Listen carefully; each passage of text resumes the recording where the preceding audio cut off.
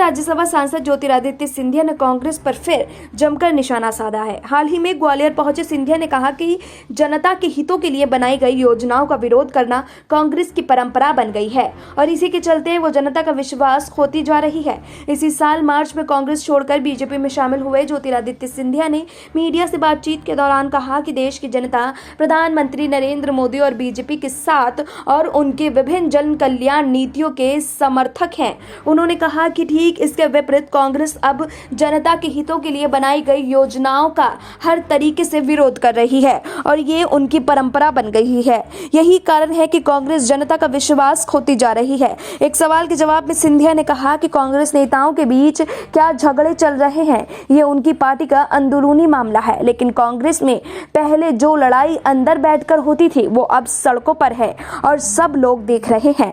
वहीं पिछले महीने 28 विधानसभा सीटों पर हुए उपचुनाव में लेन देन के लगे आरोपों में अपने समर्थकों के नाम पर सिंधिया ने कहा कि मुझे इसकी जानकारी नहीं है, लेकिन जो भी इसमें शामिल हैं रिपोर्ट के आधार पर पूर्ण रूप से कार्रवाई होगी, तभी दूध का दूध और पानी का पानी हो जाएगा। उन्होंने कहा कि मैंने हमेशा कहा है कि कमलनाथ की सरकार भ्रष्टाचार में लिप्त थी, सबको मालूम था। 1.25 साल की उनकी सरकार में बल्लभ भवन भ्रष्टाचार का अड्डा बन गया था। सुबह से रात तक, सूर्योदय से सूर्यास्त तक, रात के अंधेरे में ही नहीं बल्कि दिन के उजाले में भी भ्रष्टाचार का समुंदर बन गया था। अब सब कुछ जनता के सामने आ गया है। Bureau report SPN9 news.